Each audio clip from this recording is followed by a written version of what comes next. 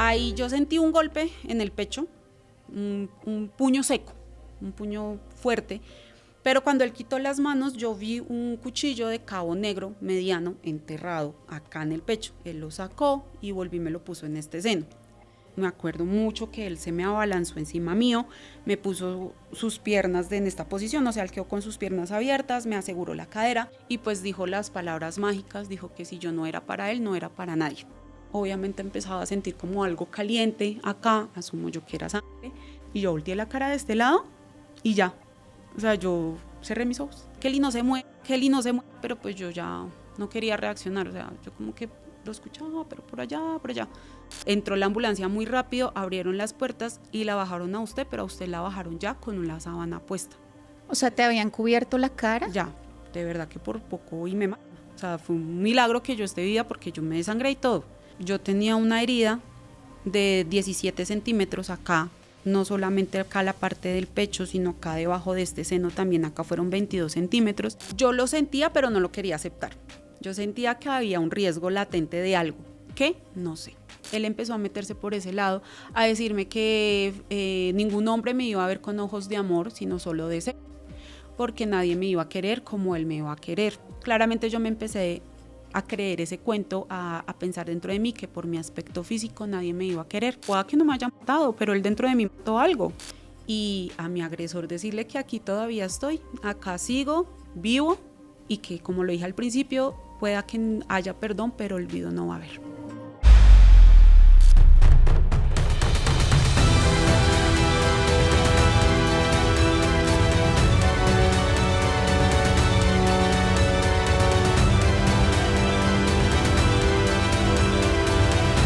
¿Qué pasaría si tu agresor sale de la cárcel y tú en ningún momento eres notificada y nunca te avisan que esa persona está libre?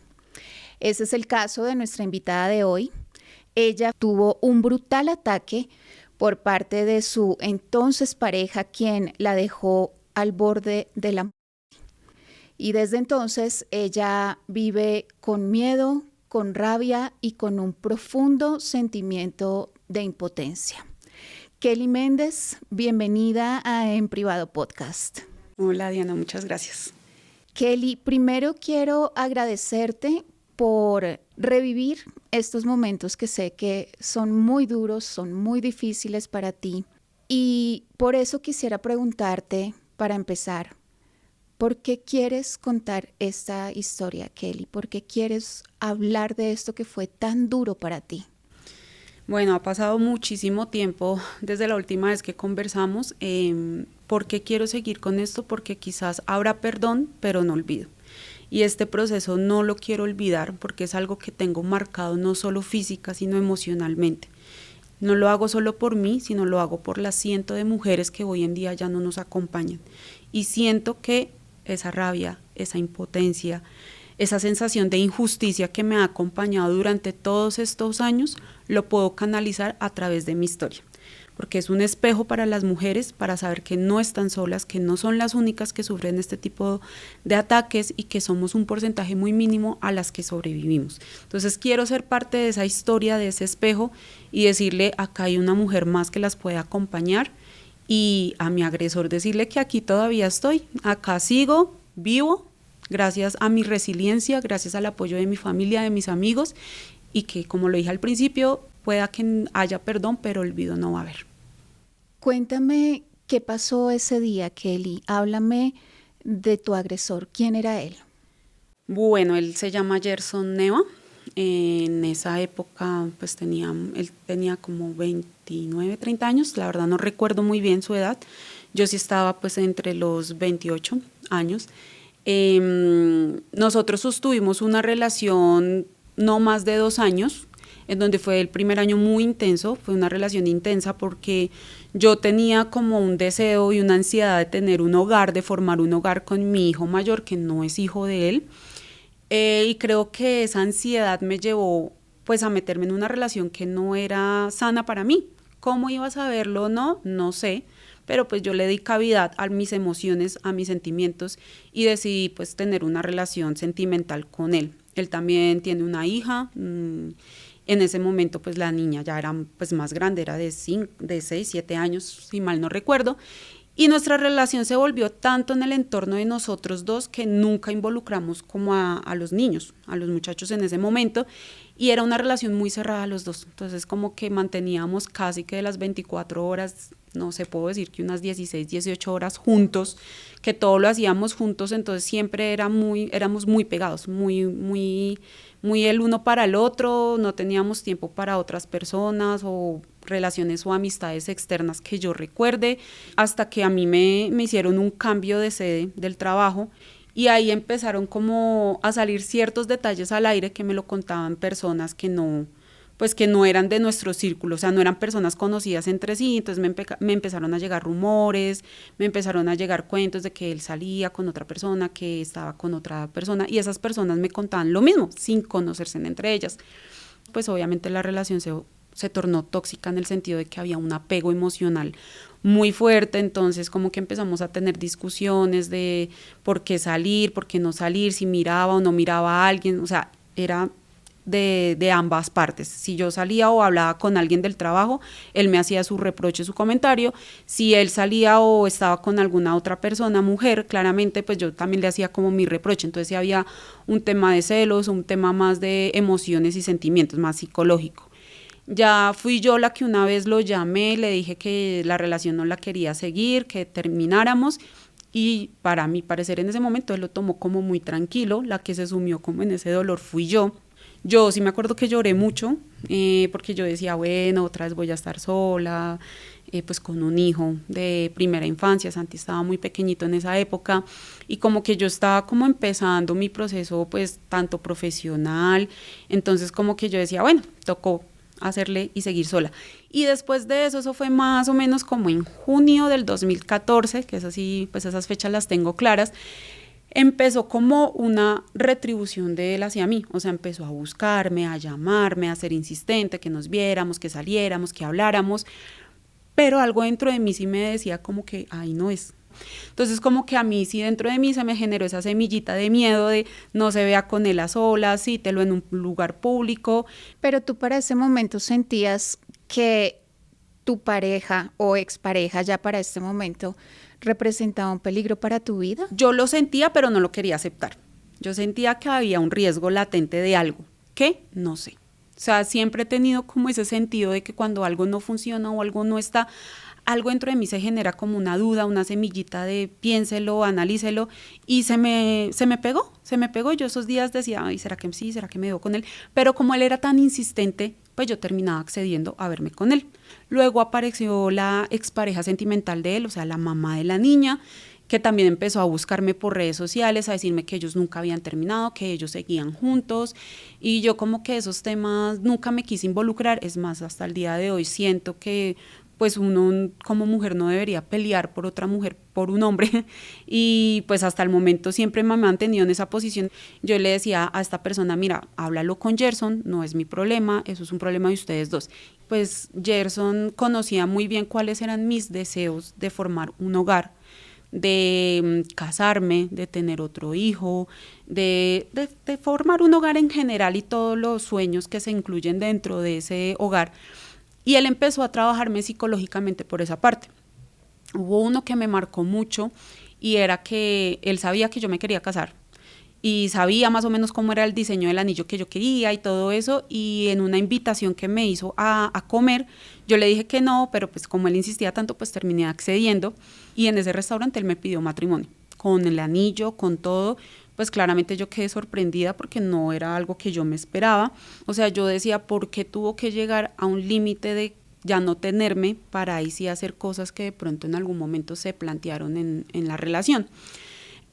Más sin embargo, yo me quedé con ese anillo, yo lo conservé, y él me decía, pues piénsalo, nos vamos a vivir juntos, nos vamos con los muchachos, tenemos nuestra casa, pero yo ya no quería nada con él. Sinceramente, yo ya no quería nada con él porque esa semilla de miedo se iba como incrementando, como ¿será que sí? ¿Será que no? ¿Será que aquí algo va a pasar? O sea, yo no tenía ni idea que todos esos miedos que yo tenía al interior podían generarse en un miedo que sí sucedía.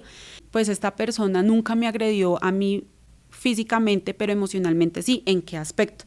Yo en esa época pues tenía una apariencia física mucho más grande, era más gordita, era muchísimo más gordita de lo que hoy en día pues estoy físicamente. Entonces él empezó a meterse por ese lado, a decirme que ningún hombre me iba a ver con ojos de amor, sino solo de sexo, porque nadie me iba a querer como él me iba a querer, que ante los ojos de los hombres simplemente iba a tener relaciones sexuales y no sentimentales y que nadie me iba a respetar. Claramente yo me empecé a creer ese cuento, a pensar dentro de mí que por mi aspecto físico nadie me iba a querer y que pues los hombres solo me iban a ver como un objeto sexual y ya, pero que él sí me estaba viendo como una persona que me amaba y me respetaba, y él me lo decía hasta la última noche. Él me lo dijo, que él me amaba como yo me veía. Entonces yo me creía pues ese cuento. Eso claramente a lo largo de los años logré entender que fue un abuso psicológico lo que hizo, porque hizo creer en mí que yo no era físicamente bonita para otras personas y que la única persona que me podía querer pues era la que estaba a mi lado. Hasta octubre del 2014, más exactamente el 30 de octubre, porque lo tengo tan presente, porque sé que fue un día antes de Halloween. Yo ese día salí de la oficina normal, él me llamó que si nos podíamos ver, que para hablar.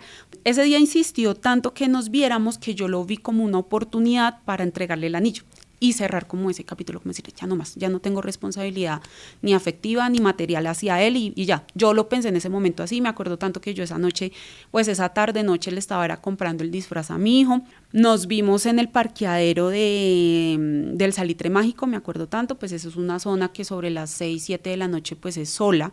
Él parqueó pues como en la entrada principal de los parqueaderos del parque. Yo me subí al carro, empezamos a hablar. Y ya fue como un momento que salió nuevamente el nombre de su expareja o su pareja, porque no sé, como que a la conversación, y yo le dije, mira, ¿sabes qué? Yo creo que este anillo le pertenece más a ella y no a mí. Arregla las cosas con ella y no me busques más. Yo me acuerdo tanto que él me cogió muy duro acá del brazo y me dijo, usted no se va de acá, usted no se va, pero me cogió muy duro, que lo traigo a correlación a lo que te estoy contando, porque yo digo, fue el primer acercamiento como físico que tuve con él en cuanto a violencia.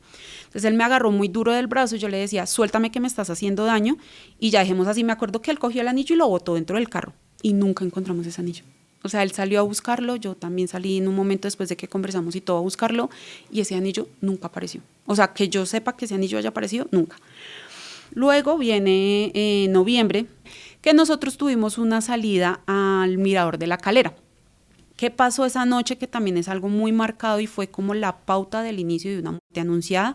Fue que nosotros estábamos sentados en ese mirador y a mí se me dio por lanzar comentarios sueltos. Yo decía, aquí se puede cometer el crimen perfecto. Aquí pueden lanzar el cuerpo por el barranco y ¿quién va a encontrar el cuerpo? Nadie. O se tomarán sus mesas porque mira todo ese matorral. Él sí me decía, ay, esos cuentas y esas ocurrencias tuyas, que no es que yo le decía, pero sí, piénsalo, o sea, acá lanzan el cuerpo y ¿quién lo va a encontrar? Así pasó. Él me llevó esa noche a la casa, normal.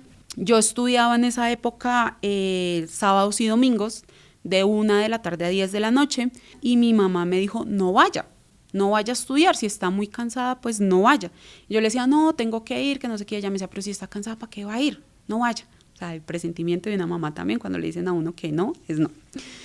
Más sin embargo, yo me fui a estudiar, y me acuerdo que ese día él no apareció. Yo incluso estaba hablando con un amigo que él actualmente vive en Europa, y y estábamos hablando. Ese día casualmente yo también salí temprano de estudiar.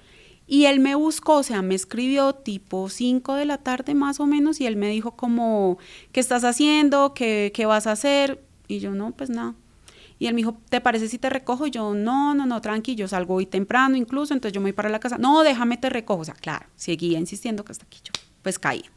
Él llegó, ya era oscuro, no sé si las 6, 7 de la noche, él pasó, me recogió en el carro. Solo una compañera de salón me vio que yo me subí al carro. Y ella como que se despidió. Él sí me alcanzó a preguntar, ¿y ella quién es? Y yo le dije, es una compañera del salón. Y ya. Cuando ya íbamos llegando a la casa, yo fui la que le dije a él que parqueara en la parte de atrás de la casa, que es un callejón sin salida que pertenece como parqueadero a una iglesia. De tu casa. Que queda ahí en el sector donde yo vivía. Él me hizo caso, él parqueó ahí atrás y empezamos a hablar. de muchas cosas. Yo me acuerdo tanto que yo dejé mi bolso en la parte, mi maleta en la parte de atrás, yo me senté, me quité el cinturón de seguridad, él también se lo quitó, hasta que llegó nuevamente al punto de siempre. A mí no me importa tu estado físico, así gordita, me encantan tus gorditos, nadie te va a querer como yo lo hago, todos los hombres te van a mirar por temas sexuales, pero yo sí te amo como eres, no sé qué. Entonces eso empezó como a marcar tanto en mí que yo me acuerdo que esa noche le dije, mira, sabes que no, yo creo que no hablemos más del tema, dejemos así, yo me voy para mi casa y hablamos. Ahí fue cuando ya empezó pues todo, me acuerdo mucho que él se me abalanzó encima mío, me puso sus piernas en esta posición, o sea, él quedó con sus piernas abiertas, me aseguró la cadera y él bajó el asiento del copiloto, empezó a decirme que yo no me estaba dando cuenta de todo lo que él estaba haciendo por estar conmigo, que yo no me estaba dando cuenta de todo lo que él estaba haciendo por volver a estar a mi lado y pues dijo las palabras mágicas, dijo que si yo no era para él, no era para nadie. Ahí yo sentí un golpe en el pecho, un puño seco, un puño fuerte, pero cuando él quitó las manos yo vi un cuchillo de cabo negro mediano enterrado acá en el pecho. Él lo sacó y volví y me lo puso en este seno. ¿Te hirió 2 veces? 2 veces. Luego me acuerdo que él estaba como al frente del carro y luego se subió, luego me tapó con una chaqueta de él. Yo alcancé a ver que la luz de la habitación de mi hermano estaba prendida y la habitación de mi mamá estaba apagada pero con el televisor prendido.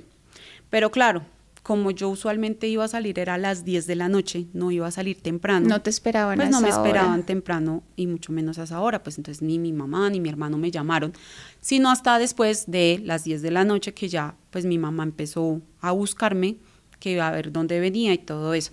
¿El cuchillo tuviste de dónde lo sacó? Él lo sacó de la parte de la puerta del conductor. Estoy completamente segura que él lo sacó de ahí porque no había de otra manera de dónde sacarlo. Porque pues la guantera del carro quedaba en mi posición y de ahí no lo sacó, ni tampoco de esta puerta. Él lo tenía de ese lado de la puerta del conductor y estoy un poco segura, no puedo decir que 100%, pero sé que él botó ese cuchillo en el lugar donde él se bajó, cuando él se baja del carro, o sea, detrás de mi casa. Yo estoy segura que él lo botó ahí, pero pues ese cuchillo tampoco nunca se encontró. Yo sé que es un cuchillo de cocina porque justo unas semanas antes o un tiempo antes, cuando nosotros todavía éramos pareja, en la casa de él, él me mostró que tenía como un set de cuchillos que le habían regalado, no sé si a él o a la mamá, bueno, no sé. Entonces, por eso yo tengo tan presente que era un cuchillo de propiedad de él o de ellos, de su familia, porque yo vi el set de cuchillos en la casa de él. Entonces, como que él tenía pensado muy bien. Ahora, porque estábamos tan seguros de que él sabía lo que hacía por el lugar a donde me llevó. Esta persona arranca el carro conmigo, yo ahí no sé si reaccioné, no sé si dije algo en ese momento, la verdad no me acuerdo, solo sé que el vehículo anduvo mucho y ya me acuerdo es por partes, me acuerdo que pasamos por la 72 con 11 porque fue una zona donde yo trabajé durante mucho tiempo, entonces como que tenía muy presente los edificios. En ese momento pues yo siempre estuve en esa posición acostada, obviamente empezaba a sentir como algo caliente acá, asumo yo que era sangre.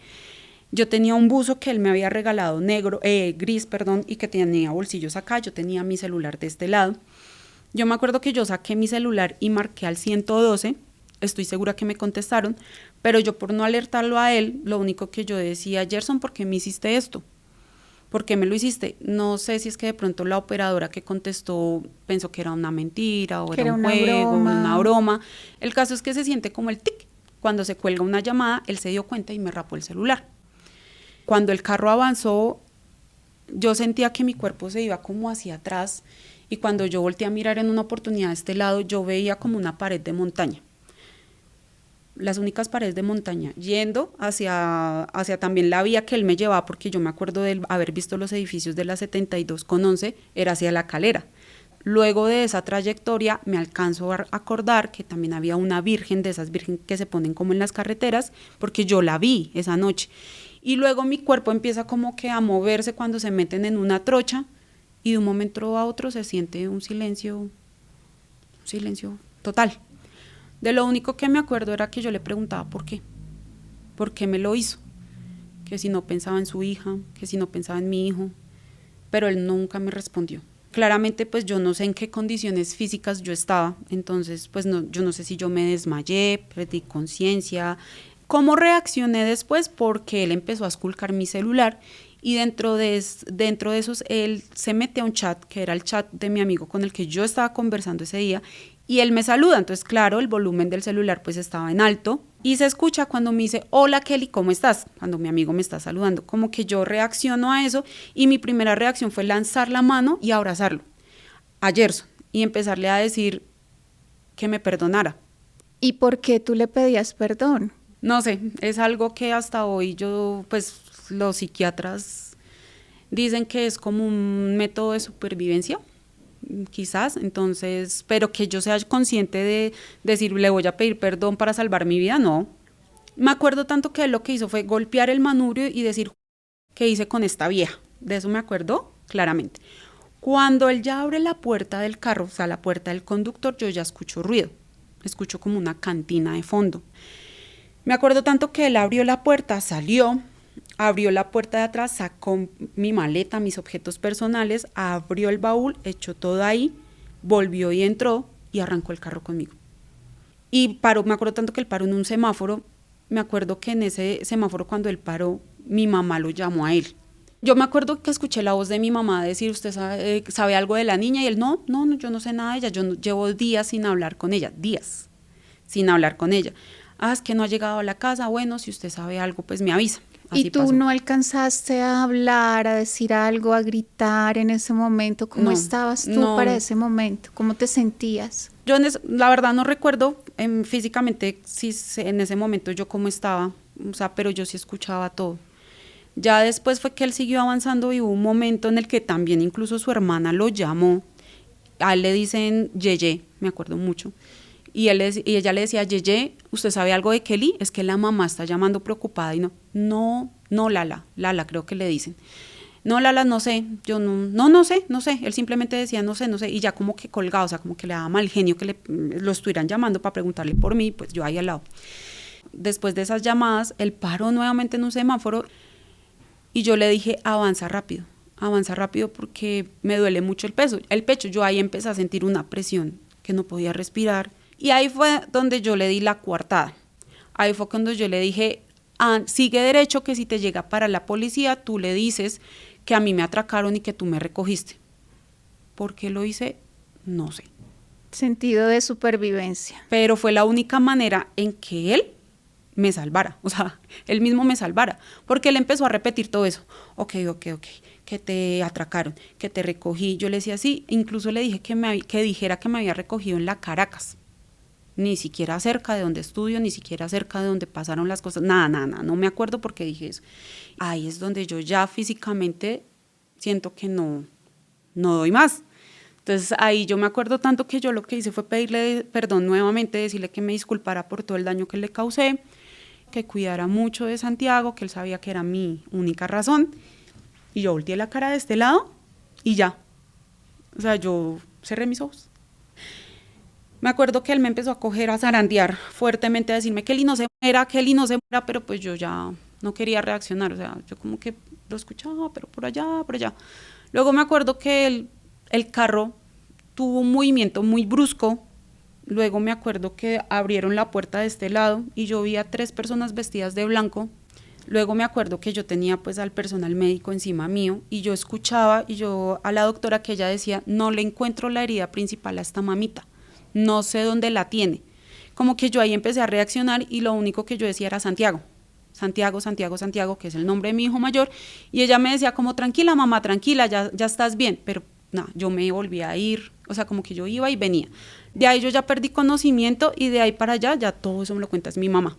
Ella entró preguntando pues por mí y el médico de tórax, o sea, un médico que estaba ahí, dijo, ¿usted es la mamá o familiar de la paciente que viene? Y ella le dijo, sí.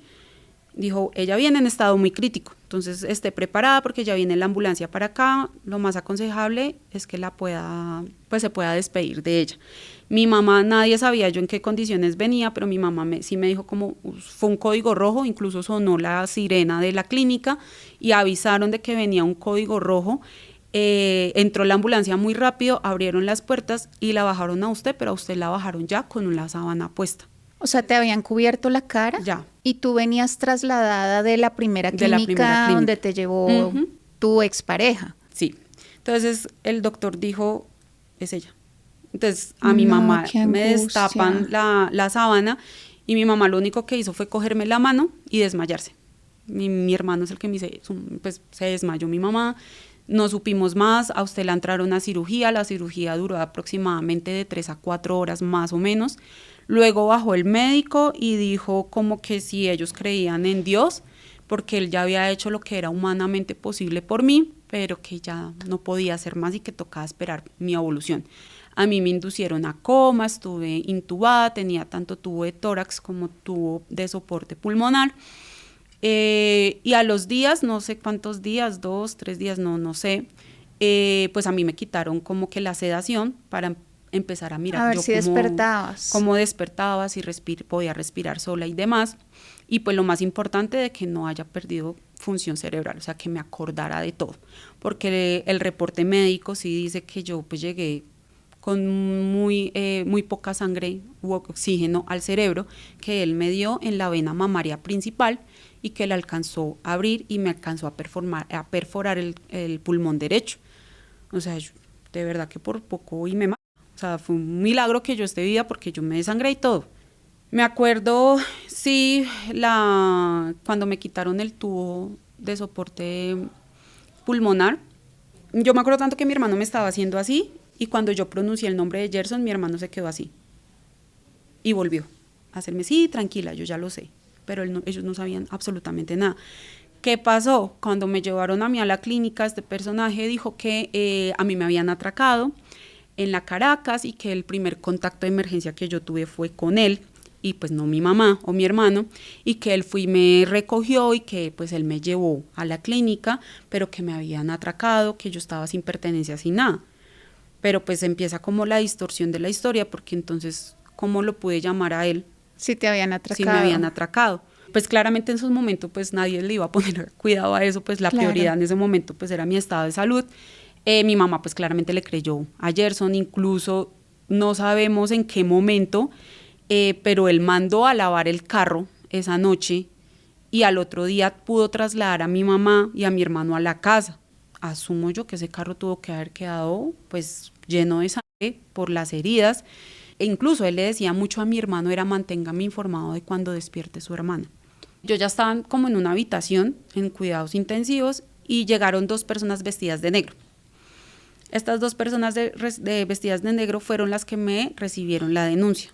¿Cómo hablé? ¿Qué dije? No sé cómo lo hice.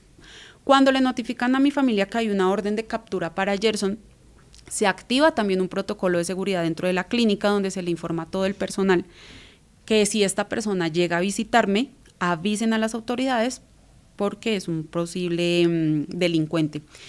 La fiscalía le dijo a mi hermano como que hicieron el plan de acordonamiento para que él no se fuera a escapar por si se llegaba a enterar de que lo iban a capturar. Entonces le dijeron a mi hermano como que usted lo va a llamar y le va a decir que su hermana ya despertó para que él pueda acercarse, pero claramente yo ya llevaba días despierta. Mi hermano lo llamó, había personal de civil fuera de la clínica, dentro de la clínica, y le dijeron a mi hermano como nosotros vamos a estar pendiente de usted simplemente llámelo y cuando esté al frente suyo no haga nada, que nosotros nos encargamos del resto. Exactamente eso fue lo que pasó, mi hermano lo llamó, Gerson se presentó, me decía mi hermano, él no se demoró nada en llegar, que él llegó con su familia, incluso con su mamá y su papá, si no estoy mal. Mi hermano sí me cuenta que cuando él lo tuvo al frente, pues obviamente se genera una sensación, una emoción de impotencia de tener al atacante de su hermana mayor ahí al frente y no poder hacer nada. Y él ve visiblemente cuando los agentes de civil se acercan pues para prenderlo. Mi hermano, su reacción física fue pegarle, golpearlo. De este golpe que él recibió, claramente pues lo que hicieron fue también coger a mi hermano, coger a esta persona, porque esta persona se desmayó, Gerson se desmayó, y lo que hicieron fue entrar a Gerson como para reanimarlo, pues despertarlo. Y ya cuando a él lo despiertan, ya pues lo capturan, le leen su tema de por qué lo están capturando y demás. Mi mamá me dice como que hubo un momento en el que la familia de él se fue con él, a él lo bajan de la patrulla, lo van a entrar ya de una vez a los juzgados de Palo Quemado. En esas él se devuelve, le dice algo en el oído a su mamá y él entra. Pero luego llegó que quedó la señora como que golpeándose la cabeza. Entonces asumimos que en ese momento él le confesó que sí fue él el que cometió pues ese acto. Luego me dieron de alta en la clínica y pues ahí ya fue enfrentarme a una realidad judicial, a una realidad familiar y a una realidad personal, porque mi primer encuentro con mi hijo después de tantos días, no sé cuántos días estuve incapacitada o por fuera de la casa, fue decirme, mamá, ¿qué te pasó acá en el pecho? O sea, yo tenía una herida de 17 centímetros acá, estaba cosida porque pues me tuvieron que abrir no solamente acá la parte del pecho, sino acá debajo de este seno también, acá fueron 22 centímetros, y que él me viera esas heridas y decirme, mamá, ¿qué te pasó? Y yo no poderle decir. Y entiendo que además de las heridas que tenías en el pecho, también tenías una herida en la cabeza, ¿no? Sí, esa herida la descubrí tiempo después, te estoy hablando casi como de unos 10 días después, porque fue cuando me fueron a quitar los puntos de las heridas principales, que yo sí le dije al doctor como siento un dolor acá muy fuerte en la cabeza, y cuando yo esos días pues me peinaba o trataba de arreglarme, a mí se me caía el cabello mucho, o sea, pues era siempre hileras de cabello que se me caían. Él me revisó y me dijo, uy, sí, es que tienes un hueco acá, ¿no te dolió antes? Yo le decía, no me dolió. Me dijo, es mejor que te lo hagas revisar porque claramente en la emergencia era salvaguardar tu vida a raíz de la herida principal y no de otras heridas. Luego, cuando tuve revisión por parte de los peritos forenses de la Fiscalía, de Medicina Legal y todo eso, esta persona me dio con un objeto contundente no sé a qué, o sea, si fue un martillo, si fue algún elemento más fuerte que tuviera en el carro o fuera de él, una piedra pudo haber sido, no sé, solo sé que el detalle dice que fue una lesión con elemento contundente. Entonces tuve un golpe en la cabeza, las 2 heridas principales y la herida que me acompaña porque pues esa noche el cuerpo médico me salvó la vida haciéndome una toracotomía, que es prácticamente que te abren el tórax para drenar sangre y limpiar el pulmón, que fue lo que pasó esa noche. Tú estabas prácticamente muerta. Sí, ya ahí fue enfrentarme a una realidad creo que más cruel porque es ver a tu círculo familiar envuelto en un dolor y en una impotencia de saber que su hija mayor, la hermana mayor, mamá en ese momento también, casi pierde la vida por manos de un hombre y como que desde el día cero no hubo sensación de que algo estuviera avanzando a nivel de justicia, ¿no? Y para ese momento, ¿él dónde estaba? ¿Estaba detenido? ¿Qué había pasado con él? Yo creo que en ese momento no sabía todavía que él estaba en la casa. Yo pensé que él estaba detenido, o sea, en una intramural, en una cárcel, en el CAI, no sé. No sabía que estaba en la casa.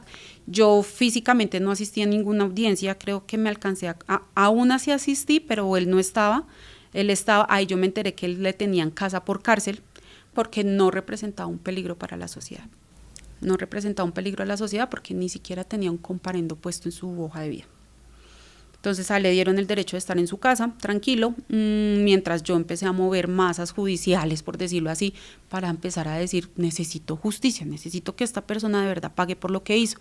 Me acuerdo tanto que todo el tema empezó porque no había una tipificación del caso, o sea, se pronunciaba como un homicidio, una tentativa de homicidio en calidad doloso, hasta que se tipificó en modalidad de tentativa por el hecho de ser mujer, tentativa de homicidio con el agravante por el hecho de ser mujer. Ahí llegó la sentencia del caso de Rosalvira Celi, que se sacó la ley de Rosalvira Celi. Yo me alcancé a emocionar por eso, porque yo dije, lo pueden entrar a tipificar como un intento de feminicidio con el agravante de feminicidio por el hecho de ser mujer. O sea, él me atacó a mí por el simplemente hecho de ser mujer. Cuando averigüé, no se podía hacer porque la sentencia entró en vigor después de que se cometieron pues los hechos hacia mi persona. Para aclarar, la ley de Rosalvira Celi a la que se refiere Kelly es una ley que surgió en Colombia a raíz del crimen de una mujer ocurrido en un parque en Bogotá. A raíz de este crimen de una mujer que fue violada y asesinada, empieza a regir una ley en Colombia que es la ley que condena por feminicidio que es el delito contra las mujeres. Pero en el caso de Kelly, pues como lo decíamos, no aplicó porque no es retroactivo. Lo tuyo ocurrió antes. Sí, tal cual. Entonces, el proceso siguió avanzando, pues la defensa la tenía la Secretaría de la Mujer en mi caso, pues del lado de Gerson, pues él tenía su defensa. Eso fue más o menos en agosto del 2015, cuando nos citaron a los tribunales de Cundinamarca. Era la primera vez que yo iba a asistir presencialmente a una audiencia, la cual estaba yo pues aterrorizada, tenía muchísimo miedo. Entró el juez, preguntó, lo primero que hizo fue ¿dónde está Gerson Neva? ¿Por qué no está acá? Y se levantó su defensa y dijo que él no estaba presente porque ya estaba intramuralmente detenido. O sea, ya estaba en la cárcel La Modelo, que habían solicitado el traslado de él a la intramural. Ese día se dictó la sentencia, le dieron 8 años y 3 meses más o menos que recuerde, que tenía que cumplirlos intramuralmente sin beneficio de rebaja de condena, que los tenía que cumplir pues como que full. Pues obviamente para mí también fue como algo tranquilizante decir, ok, se cumplió algo de justicia, esta persona va a estar en una cárcel y va a pagar por lo que hizo. Y eso también te da un poco de tranquilidad de que tú podías salir de tu casa sabiendo que tu agresor estaba privado de su libertad. Sí, porque tocas un punto muy importante. Recién yo regresé de mi incapacidad médica, pues a mí me tocó hacer mi vida normal. Y ese normal que me trajo, que yo cargara siempre con un bisturí dentro de mi maleta, con el miedo de encontrarme a esta persona y no supiera yo cómo iba a reaccionar. Me trajo sentimientos de culpabilizarme por lo que pasó esa noche. Entonces habían días en los que yo no me levantaba emocionalmente de decir estamos bien, vamos a salir adelante, sino habían días en los que yo decía fue mi culpa, lo que pasó fue mi culpa, yo no debería estar viva. Iba a trabajar porque claro, tengo que cumplir con una obligación y una responsabilidad profesional, pero si me preguntan, había días en los que yo no quería ni siquiera levantarme de mi cama, pero pues mi motivo siempre fue y siempre será mi hijo en ese momento, Santiago. Y por él era que yo siempre estaba como con un pie ahí, porque si fuera por mí, sinceramente yo hubiese tomado mejor la decisión de que era mejor. Y pues nada, ahí empezamos a tener como ese tema judicial, empezamos a tener otra audiencia, me acuerdo tanto de una última audiencia a la que yo asistí, que fue mi defensa y la defensa de esta persona. Hubo fallo condenatorio, hubo fallo de daños y perjuicios, pero nunca había retribuido un solo centavo de eso, porque al momento de que a inicios del 2015 se dio tanto espacio judicial que esta persona logró cuadrar todos sus bienes y financieramente declararse en bancarrota. Ocultó en el sentido de que la casa estaba a nombre de él y de los papás, o sea, él tenía una parte de esa casa y él la vendió esa parte, o sea, vendieron la casa.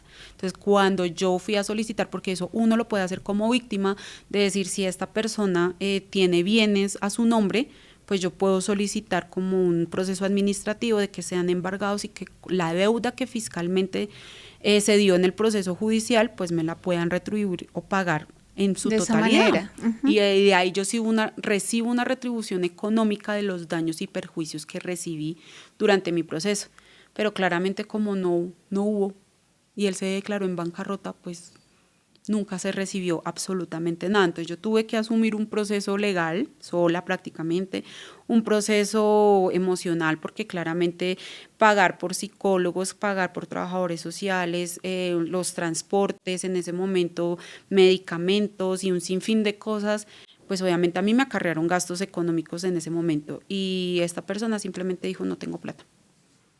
No hay nada que pueda hacer. Entonces como que el sistema mismo quedó manicruzado en decir, pues no hay plata. Entonces la víctima, mire cómo resuelve. Mientras esta persona, pues digo yo, en ese momento estaba en un proceso ya intramural, pero es una persona que tiene un techo, una comida, duerme bien. No sé cómo fue su proceso allá, pero estaba en mejores condiciones que yo. A veces yo lo digo así, ¿sí? Entonces como que a veces siento que fue muy cruel cómo se llevó a cabo todo el proceso, fue muy cruel que no haya recibido yo parte de justicia de eso, y pues es lo que he sentido hasta el día de hoy. Luego, hace unos pocos días, nada más tú te enteras que tu expareja está libre. ¿Cómo fue? ¿Cómo te enteraste, Kelly? Pues mira que nunca me enteré. Nunca me enteré. Se supone que a uno como víctima lo tienen que notificar de las decisiones o actos judiciales que se tornen en temas del proceso que uno abrió. O sea, yo como calidad de demandante me debo enterar de todo lo que pasa en mi proceso judicial. Hasta donde sé y porque entré a mirar el proceso en la página web, no hay carpetas abiertas desde el 2015. No sé qué pasó, no sé en qué momento esta persona le dieron libertad condicional o salió de la cárcel. O sea, no sé qué pasó con mi proceso desde el día que se dictó el fallo y algo dentro de mí me dijo, averigüe el proceso judicial. Métase y averigüe. Ahí fue donde me di cuenta que desde el 2015 no hay carpeta, no hay copias, no hay nada que yo pueda ver visiblemente mi proceso como calidad de víctima. Y a los días, casualmente, me llegó un correo de notificación judicial donde me están citando nuevamente a una audiencia virtual ahora en junio-julio, donde la defensa de esta persona está solicitando como la absolvencia del caso por fraude procesal. Entonces, como que estoy volviendo a revivir algo que, digo yo, pude haber perdonado, pero no olvidado. Y el hecho de decir que yo no lo voy a olvidar no quiere decir que ya entonces yo no voy a sentir. No, al contrario, yo todos los días me miro al espejo y todos los días me veo la cicatriz. Y sé qué fue lo que pasó ese día. Y soy consciente de lo que pasó. Y hoy por lo menos puedo decir con la frente en alto que no fue mi culpa. Eso para mí ya es un avance muy grande.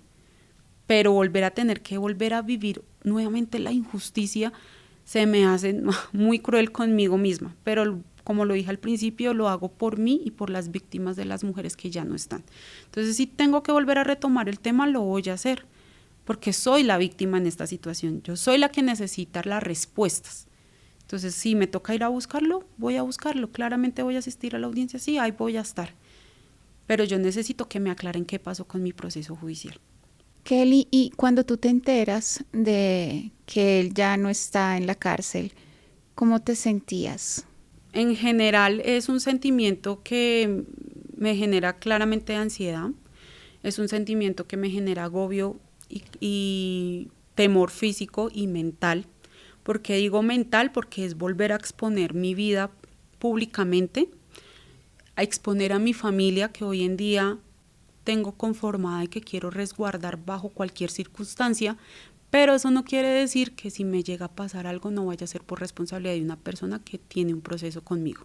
Entonces por eso me genera como esa angustia, como ese miedo, claramente me da mal genio, me da rabia, me da impotencia, porque cómo es posible que yo como víctima tenga que estar tocando puertas nuevamente, de decir, hola, necesito saber qué pasó, porque no puedo entrar a una página web a encontrar mi proceso porque está privado, porque nunca se me notificó, o porque de pronto se lo hayan notificado a la Secretaría de la Mujer y la Secretaría de la Mujer no me lo notificó a mí, que pudo haber pasado también, pero es volver a abrir algo que de pronto yo ya no había cerrado, porque es un capítulo de mi vida que jamás se va a cerrar, pero había intentado dejarlo a un lado por mi bienestar emocional y físico, lo intenté dejar a un lado, pero si lo tengo que volver a retomar las veces que sea necesario, aquí voy a estar.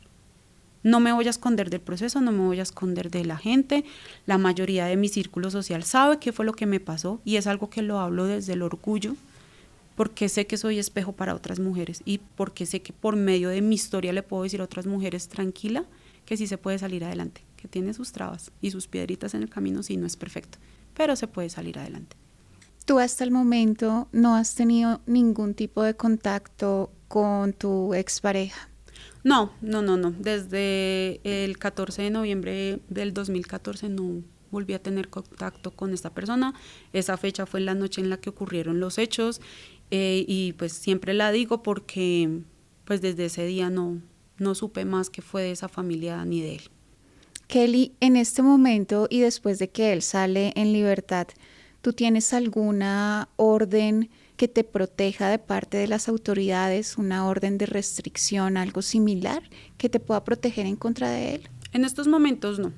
Y en algún momento lo tuve recién, el caso avanzó judicialmente pero tampoco me sentí protegida por las entidades. En ese caso, pues la policía era la que me tenía que brindar ese acompañamiento, de pasar revista casi que diariamente a la casa para ver que yo estuviera bien, de que no pasara nada. Nunca recibí ni una sola visita de la parte de la policía en ese momento del cuadrante que era cerca a mi casa, y pues al día de hoy no, o sea, yo al día de hoy tengo que hacer mi vida normal, o sea, yo tengo que salir a trabajar, tengo que salir a hacer mis cosas personales con mi familia, con mis hijos.